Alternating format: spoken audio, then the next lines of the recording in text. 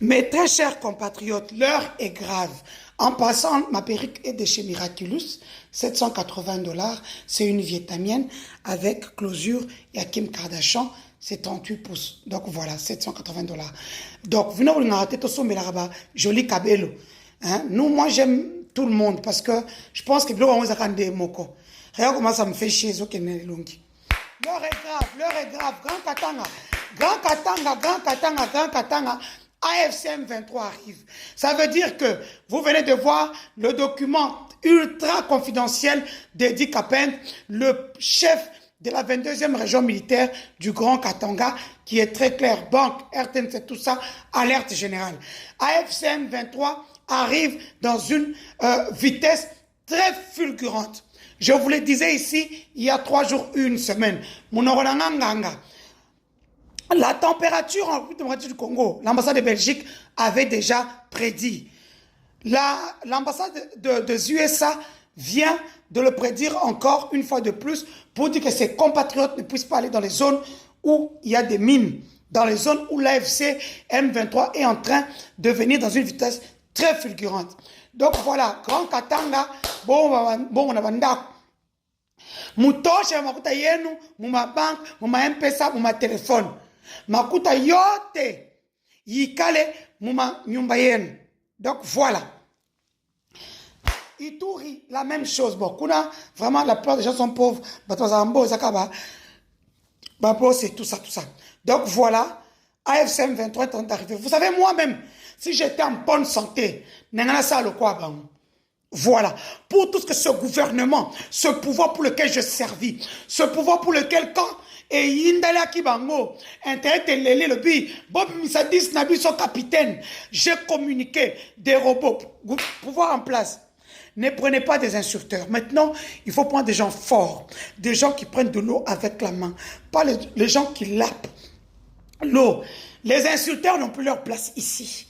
Non, c'est le travail que j'ai abattu pour vous, avec une équipe numérique, avec une armée numérique, pour conscientiser les Congolais, pour leur dire, et tout ça, tout ça. Faites-le. Ne comptez pas sur moi, faites vos trucs vous-même. Moi, je l'ai fait. Vous avez vu comment j'ai soulevé le monde. Oui, j'étais derrière la communication qui a fait que AFCM 23 puisse s'arrêter dans sa fulgurante ascension vers Kinshasa. Aujourd'hui, bravo, AFCM 23, Bokeneka Bongo. Donc voilà. Lisette Kabana, tu as vu que tous les saints, on vous a donné un travail. Où sont tes caméras? Tes caméras pour publier les news des femmes d'autrui, des mamans, des gens. Tu étais première. Tes caméras sont où? Parce que M23 et Zoya, Bozana, vous n'avez pas de repère. Vous n'avez rien. Bon, publier sous. Bizek qui prend poids. Toi, Lisette Kabang et Luando, je ferai de vos chairs, de vos corps, des chairs à canon. Moi, c'est Lisette Kabang et Luando. Je ferai de vos... Si vous pensez que Neba Bongo, que vous aurez votre place, Boko aussi. Ok? Luando et Lisette Kabang. Lisette, you are to bimir. Na Orlando, na ko beto masasi. Yo, Lisette Kabang. Leki no wana frappé, wana zo saka munduki boy. But basaka minduki mona kabang. Denis wa manyaka minduki so. Boso mona bomona peut-être mo une fois kaka. Bomona cha munduki nanga na mbetu. Bomona en place na manye munduki te. Hey. Donc voilà. Grand Katanga. Le document est là. J'ai Coco, Keba. Kosaka na ngate telo mabe nyama mbwa. Yo mtobe ngate osoka na loba keo ngana benga tela ke bengo zanani. Ta moi la bitinda oyo. Tu as vu comment on me salue par la première dame? Comment on te salue toi moi la bitinda nyama. Ta la bosi na sande bosa ba seki wana ngana osalo mabe hein. Na osalo mabe j'ai Coco. Silama. J'ai Coco silama. Mais quand Jean Chibang na chilena na se hein ba bielanga ya londolé abena chilena se. Donc voilà. J'ai Coco. Kotanga sukombo na ngate. Okinga bien. Pona ko finga mama no mabe. Boya na guerre na sanda boko kete civil Elle va tenir ma arme. Bon, il a salé ma baie. Tu vas te dire que non. C'est toi qui m'as appelé. Yo me manga. Donc, nous tikuna. Na zupembo, on appelle ça pourcentage. Oh, chibang. Mais, token, on appelle ça pourcentage. Bon, chibang, on appelle ça ngate. Yo sénateur. Aux zombons 30%. Ta ki zengelo ma beoyo. Ko saka na ngate je koko. Ko saka na ngate. Oh, est-ce que nana comme là derrière pour ce voyage, na tia on internet qu'est là. Ce qui n'a pas publié yo te ni conversation na yo. Et ça parce que première dame na katsu na attaquer na ko attaquer epemba la moko. Mais comme oza ki zengi taba esclave yo. Ah nangazo ya bosani. Boko mi wangana tout. Les amis, j'étais en train de raisonner. On est en pleine guerre. AFC 23 arrive avec une vitesse fulgurante pour récupérer toutes les zones minières. Le Grand Katanga, la province orientale, surtout côté à Ituri. Non. On nomme un ministre de la Défense, un infirmier, Bunga Bunga, un fervent adepte des soirées Bunga Bunga, et son adjoint, un TikToker venu tout droit du village, qui ne connaît rien du tout à part crier sur les réseaux sociaux. Pire, on part mettre à la jeunesse quelqu'un qui n'a même pas un diplôme. Quand vous m'appelez pour non Lobanine, quand papa vous disait chancelier Opamba, vous n'avez pas compris. C'est ça, chancelier Opamba. Comment l'attaquer? Alors, moi, quand j'ai vu cette fille-là commencer à se promener avec des JR, comme je suis Denise du Soja, je connais tout. Je me suis renseignée. Je sais tout. Je sais que vous savez ce que je sais. Mais je ne vais pas le dire. Ne touchez pas à mes ouins. Mais ouais. Je préfère encore moi démon que tout le monde connaît. Donc moi, dans cette avancée de M23 FC, je vais faire un travail gratuit de communication pour eux. Pour juste voir leur force sur les réseaux sociaux. Ok? Donc toi en pleine guerre. Bazui, député, TikToker, mouton, comment dire député? Abimisa moi c'est à Boakangoun dans les États-Unis. Yé moi dans un séjour aux États-Unis. Donc on a raconté que Abela qui va empoisonner est faux. A que nous fans de la Mukanda. Et les attendent. Dans la une personne de fond là comment nous connaissons il y a villageois kabole. Ah na bimina yoka solo ba. O atakale ki nango tana numéro ne au chan internet. Taka villageois kabole. Attaque-moi encore, Natala, yo. Attaquez-moi. Si on a obtenu la criminalité, on a bien. Nous avons Sakana. Vice-ministre de la Défense, TikToker. Il ne connaît rien sur la guerre. Rien sur les tactiques. Parce que ça, bande konangai, bande na lingala ne tengama, bande konangai.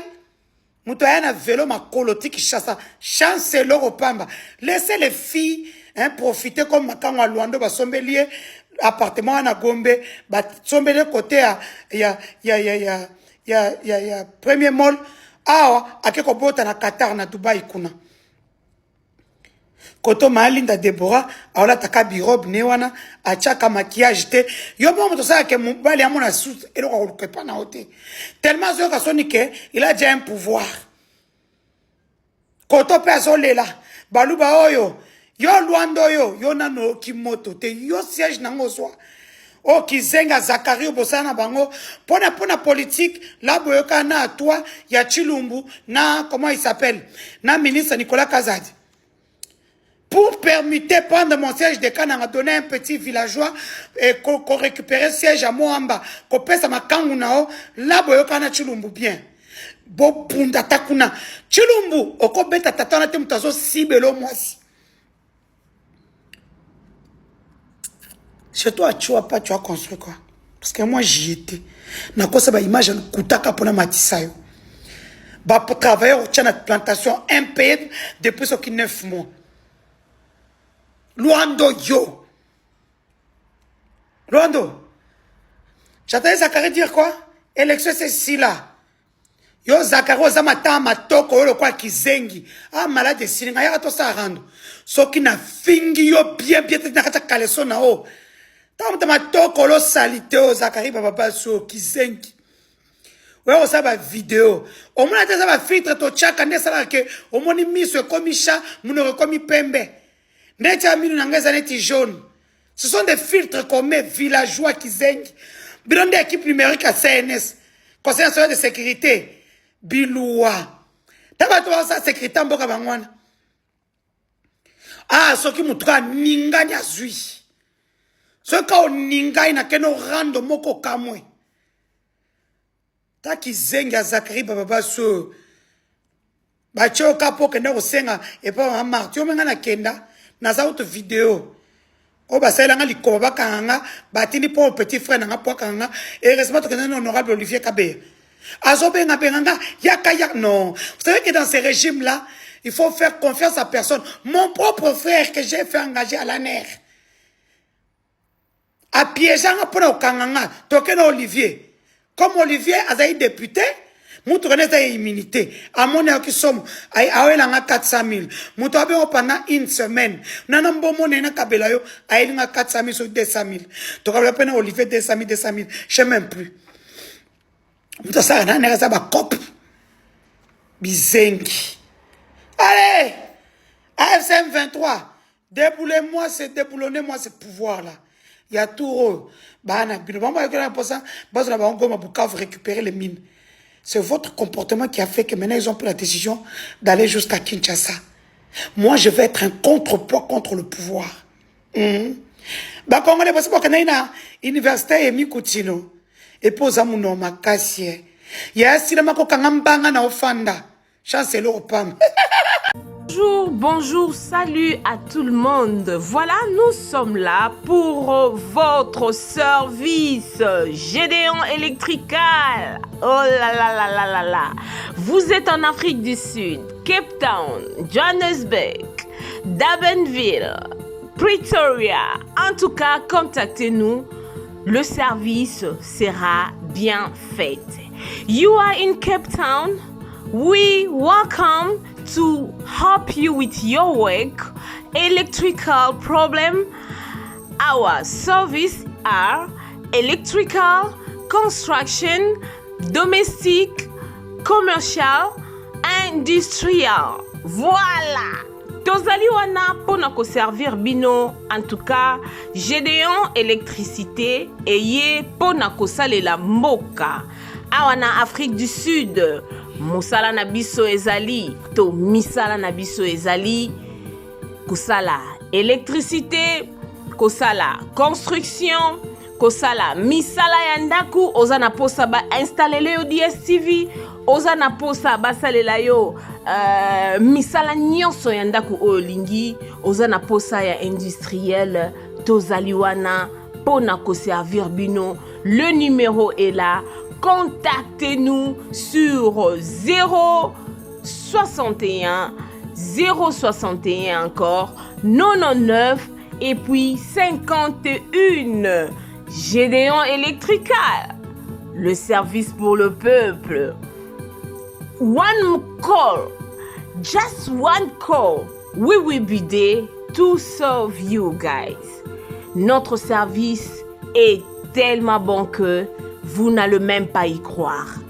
Le Gmail, c'est gédéon-electrical@gmail.com. C'est ça notre email adresse. Si vous voulez nous contacter par email, si vous voulez avoir beaucoup plus d'informations, n'importe quel genre de travail que vous voulez que Gédéon Electrical Service puisse faire pour vous, contactez-nous sur 061 061 99 et 51. Merci beaucoup et nous vous souhaitons de bienvenue. Nous sommes là pour votre service. Que Dieu vous bénisse abondamment. Voilà, c'était là, moi votre humble servante, Mama B52, la mignonne officielle. Et à la fin, vous allez voir M. Gédéon qui est là. Voilà, il est là. Hello, bonjour, bonsoir, ça dépend de l'ère oyoyo au moni vidéo oyo. Vraiment, shalom, shalom, shalom dans nos familles, dans nos maisons là, hein? Shalom. Mon nom c'est Pacifique. J'aime bien qu'on m'appelle Maman Pacifique. Je ne suis pas là pour ça, je suis là pour demander mes mingaya, trienen, produit moko, hasard, produit à compagnie Neo Live. Comme on est triennel, tous en a qui est nango, ça soit, ils ont 60 capsules na kati, tous en a mnini nango, ils ont 120 capsules na kati. Triennel na sala ami. Premièrement, triennel yo, ils ont pour nous sur famille là, à tous en bonne santé et aux malades, pour qui consommer triennel. Triennel a produit oyo, ayeko booster ba immune system na biso, ba système immunitaire na biso ayeko booster yango et triennel penza ya liboso kutu ayena ko sokoela biso ba cellule na biso na nzoto mon ba cellule soko ekufi ba cellule soko ezwi malade nde sala ke tozwa malade ba maladie chronique ezotungisa lelo mokili ekufaka ndenge nini ekufaka na biloko tolia ba ngreshinike tonzi na kati ya ba biloko tozolia batiaka bakisa ndende na misuni batiaka bakisi esalaka ebomba misuni na bango ntan molai na bafruit bavege biloko nyonso tozolia etondi na bakisi na kati ye sikoyo aye ntango tozolia biloko wana ebomeli biso baselile na sante na biso nde esalami keno tokoma ozwa maladi oyo tozwi ekomi lelo nyonso akoma bamaladi ya tension basikre banini bamaladi mena ye ayaka kolesa baselile na biso soki selile no alie azongi en vie soki akufaki azongi selile ezongi en vie soki alaki akobela komi en bonne santé nde mpe osaki nga na yo tozala mpe en bonne santé. Alors lokwa toliaka chaque jour il faut mpe tomelaka ye aye kosala mosala nazoloba sikoyo et à part ça aye mpe à part ça asokolaka mpe makila asokolela biso makila tant omele makila na biso esokwami baselile na biso akoma bonne santé comme maintenant selile akoma maintenant na capacité ya koabsorber ba nutrition ma nutrition il faut ngana yo totiaka chaque jour l'autre comme oliaka pour mabomo etonda tokipa sute biloko ni eza bien nutri to tokipa ngo susute maintenant ye ayeko bakisa so ba nutrition tozanga na nzoto ya odo zanga ngo chaque jour ayepe abakiseli yo donc triennel ndenga zaboye to ozobela te ozobela maladi nyonso santé oza nango sale tosala triennel asa vena bien pour la santé motu nyonso donc asa wana pona problème nyonso santé ezo déranger so mano tanga makombo esala ke na bosa na bisusu ozala kuna obino yango eza mpona maladi nanga te na melate esa pona problème nyonso tona bi nyonso alors soko bengi biso na numéro nanga so osali sur WhatsApp 078 dans la Cape Town Afrique du Sud au bengi na 078 948 648 D pour rejoindre na WhatsApp osali nga message to voice expliquer nga malade nous zango na comme ça pour se le tanga moko moko na bosana comme ça na ko ebisa yo ko utiliser oyo et osunga yo et osunga vraiment zo aider ba témoignage ça epelé to ko lukinga na WhatsApp na otinde kuna ba quelques ba témoignage to na ngoye ba vidéo to na ngoye ba voice na otinde la yo moko mibale au monde keno ezo sala vraiment na invité au sala vidéo amulai yango na vraiment ça bien pour la santé yo oza ba fatigue chronique mili langa ye au booster énergie moto amela triennel aza moto aza na bandi na âge ya 12 ans mata amela triennel ya bana eza tozala baproduit ebele batraitement ya bamaladi nyonso tolobelaka na video mosusu eoyaka tolobelaka lelo tolobaka triennel nalobeleka na mokuse vraiment yeyo soki olingi oyeba vraiment deep ya triennel luka biso na numero na pesi yo tolobela ye na koexplike yo triennel ou bien otindela okuta ye na koexplike yo triennel ou bien otindela okutu photo na ye na baexplication ne nyonso soki mpe comprendre na anglais na tindelo ya anglais soki français na tindelo ya français toza moto aza na besoin nango toza na poto toza soki partout oza na Congo wapi totinda o moto aza na AVC naza na témoignage ya moto AVC lukanga na opesa yo melelanga triennel oyo oza problème nyonso tona bi problème nyonso ya santé melelanga ye toza na traitement ba AVC ba diabète bani ezali nango sikoyo na compagnie baisi biso boye moto soko aye avant to bande traitement pesa ka opoza bato bamelaka o babiki olo dépenser na traitement milai toza nango pe kuna memelika aye pe okomi bien aussi solution santé comme stable donc c'est un peu ça na mokuse na ngana ebisa bino to utiliser ye yo oliaka chaque jour ngana to oliaka chaque jour to mela ye yeyo triennel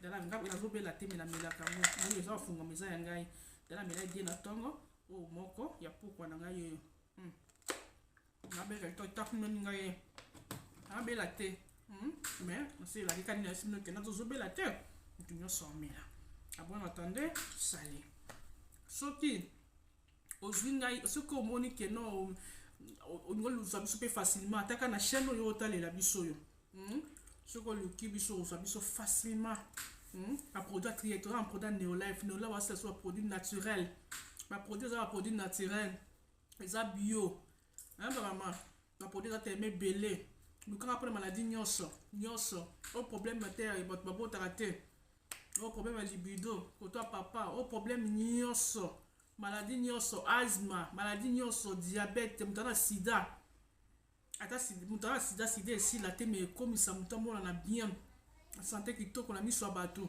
suki kitoko mamuso kitoko toza na kisa bongo o moni neti ye soki omele pe bamama balingana bango tioko te bamama balingana tioko te lokola mama pacifique soki ozomela ye akomisa te na yo kitoko lokola ya babebe babouton ezala te azosilisa babouton aokomisa te kitoko o nzoto santé ekangami yoka su monene te ozolia ozomela no ozamo mpe bien mais santé nzoto akomisa santé ngebu azobongisa mpe kisotaka ntango kati ne sokwami kitoko si bota libanda fo ebima ti pesa makambo triennel solution luka biso partout na numéro na pesi bino to na chaîne otayela biso soso otala biso na TikTok na YouTube partout place au monde lishe okutani na oyo